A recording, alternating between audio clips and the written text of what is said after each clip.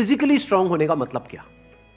Sir physically strong को कह सकते हैं कि जिसके पास स्ट्रेंथ, स्टेमिना और एंड्योरेंस तीनों हो तो उसे फिजिकली फिट कह। Excellent point, let's give big hand for him.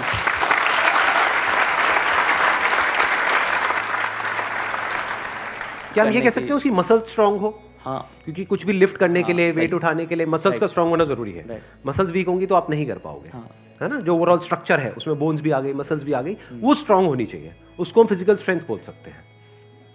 अभी यही फंडे जो हम फिजिकल में देख रहे हैं, इसी को मेंटली देख करके और फिर समझने की कोशिश करेंगे स्टेप बाय स्टेप कि उसका मतलब क्या।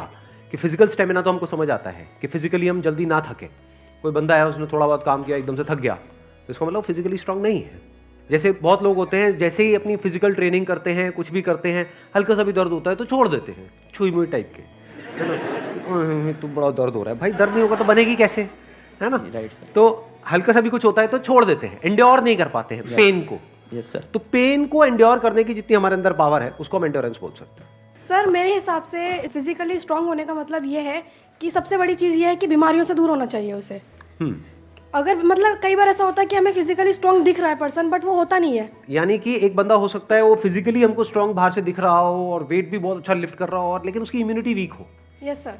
तो हम कह सकते हैं अंदर से वो बंदा कितना स्ट्रांग है। यानी कि जो भी डिजीजेस है, मतलब जो भी बीमारियां हैं, उनसे लड़ने की उसके अंदर कितनी पावर है उसकी बॉडी के अंदर। Yes sir. एक तो फिजिकल पावर, एक है उसकी इम्यूनिटी हम बोल सकते हैं। Yes sir.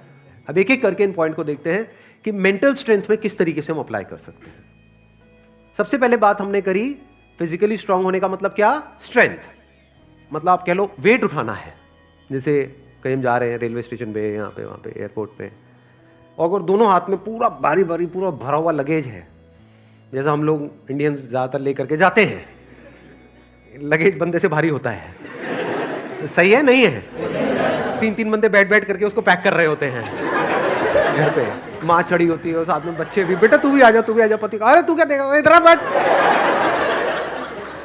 सारे बैठे हुए हैं और उसको बंद कर रहे हैं, फिर उसको उठा रहे हैं, है ना? तो कहने का मतलब है कि अगर आपकी मसल स्ट्रांग है तो आप उठा लोगे, एफर्टलेसली उठा लोगे। इसी को तो फिजिकल स्ट्रेंथ कहेंगे। एक है बहुत एफर्ट लगा के आपको कुछ छोटा सा काम करना पड़ रहा है, एक है बहुत बड़ा काम भी आप कर रहे हो बिना किसी एफर्ट के। क्यों? क्योंकि आपकी बॉडी स्ट्रांग है, आपकी मसल स्ट्रांग है। बिल्कुल इसी तरह से थिंकिंग मसल्स, यानी कि कोई प्रॉब्लम आई तो आप ये देख सकते हो आपकी थिंकिंग मसल्स कैसी है बेस्ड अपॉन कि आपका रिएक्शन कैसा है जब कोई आपकी लाइफ में प्रॉब्लम आती है। 3 सिचुएशंस हैं यहां पे, तीनों को एक एक करके देखते हैं। एक है कोई बड़ी प्रॉब्लम आई हमारे सामने और हमने अपने हथियार डाल दिए और हम एकदम से परेशान हो गए, तो हम क्या कहेंगे? हमारी मेंटल मसल्स कैसी है? वीक है। मतलब बिल्कुल ऐसा हो गया कि लगेज थोड़ा सा भारी है तो लगेज भारी है, मैं नहीं उठाऊंगा। अरे भाई अपने आप को स्ट्रांग कर, मैं आगे ट्रैवल नहीं करूंगा। क्यों? क्योंकि लगेज भारी है, मैं तो यही रहूंगा, बस स्टैंड पे ही रहूंगा, मैं नहीं जाऊंगा। तो आप हंस रहे हो लेकिन ऐसे हम करते हैं लाइफ में। कोई बड़ी प्रॉब्लम आई तो हम क्या करते हैं? अपने हथियार डाल देते हैं, मतलब वी गिव अप,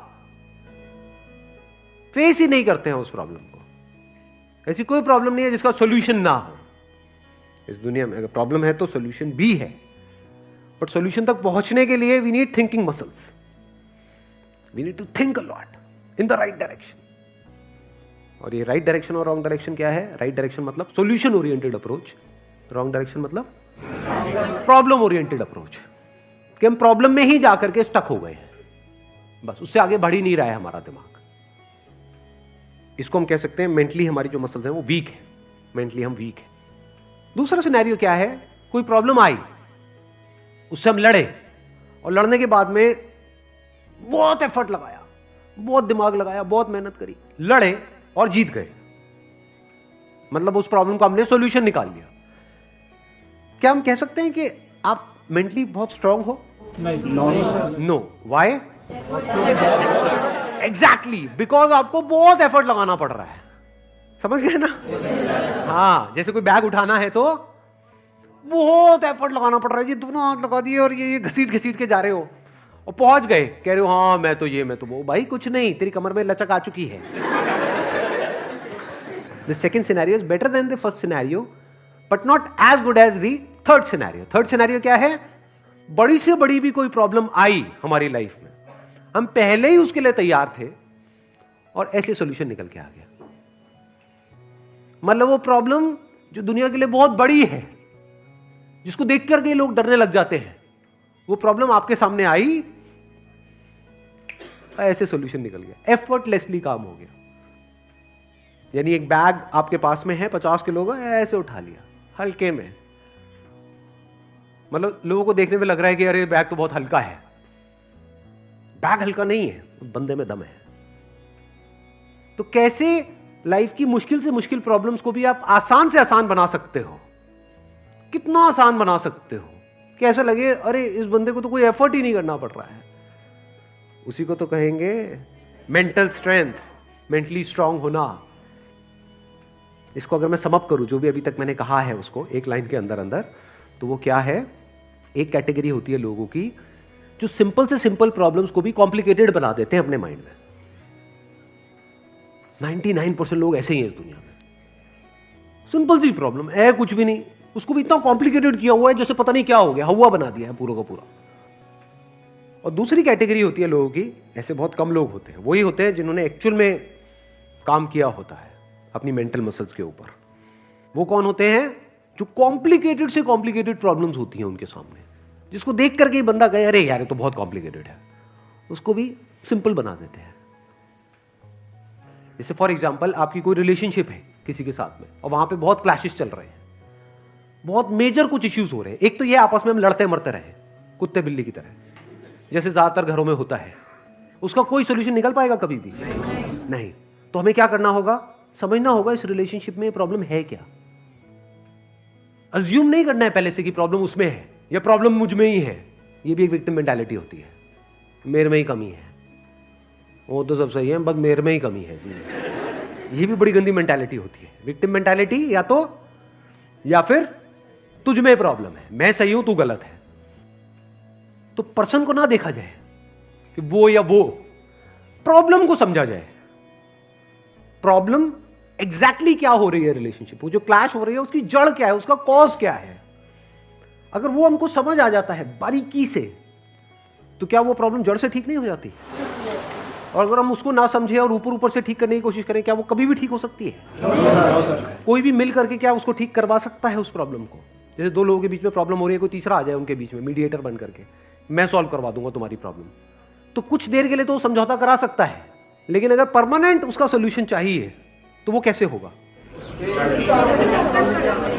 या तो दोनों को या दोनों में से किसी एक को बारीकी से समझना होगा ये नेचर ऑफ प्रॉब्लम क्या है। And that could be very simple. समझ गए? मतलब लगता क्या है, ये स्पेशली जो रिलेशनशिप्स की जो प्रॉब्लम्स होती है वो बहुत ही कॉम्प्लिकेटेड होती है, एक्सट्रीमली कॉम्प्लिकेटेड। समझ ही नहीं आ रहा था क्या करें क्या ना करें। कई बार होता है कि बहुत ही सिंपल होता है उसका सोल्यूशन। अगर मान लो मेरी किसी के साथ में रिलेशनशिप है, उसमें कोई प्रॉब्लम हो रही है, तो उसको बारीकी से ऑब्जर्व किया, अच्छा प्रॉब्लम हो क्यों रही है और इतनी बड़ी प्रॉब्लम क्यों हो रही है, उसकी जड़ क्या है। तो जब जड़ तक गया तो मैंने देखा कि अच्छा मैं कुछ इस तरह से बोलता हूं जहां से पूरा खेल शुरू होता है। अगर मैं ये ना बोलूं तो, और इसकी जगह ये बोल दूं तो, क्या खेल अलग डायरेक्शन में नहीं चला जाएगा? दोनों का अंडरस्टैंडिंग होना बहुत जरूरी है। आप कह रहे हो दोनों की अंडरस्टैंडिंग होना बहुत जरूरी है? हाँ जी सर। ध्यान से समझना, अब ये प्रॉब्लम ओरिएंटेड अप्रोच है, सॉल्यूशन ओरिएंटेड अप्रोच है? ये प्रॉब्लम ओरिएंटेड अप्रोच है जिसका कोई दुनिया में सॉल्यूशन नहीं है। ये बिल्कुल ऐसा है कि सरकार को तो अपना काम अच्छे से करना चाहिए। ये जो चाहिए है ना, ये हम इंडियंस की नस नस में दौड़ रहा है। सड़कों पे सबको अपनी गाड़ी ढंग से चलानी चाहिए, रेड लाइट पे सबको रुकना चाहिए, ये होना चाहिए, वो होना चाहिए, यहाँ पे सफाई होनी चाहिए, दोनों को एक दूसरे को समझना चाहिए, जो कभी नहीं होगा। तो क्या हो सकता है, इसका सोल्यूशन क्या है? ये हो गई प्रॉब्लम ओरिएंटेड थिंकिंग कि हमारी लड़ाई की जड़ क्या है, मैं तो उसको समझता हूं, वो मुझे नहीं समझती।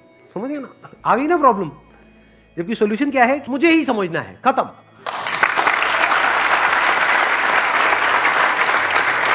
Thank you so much for coming.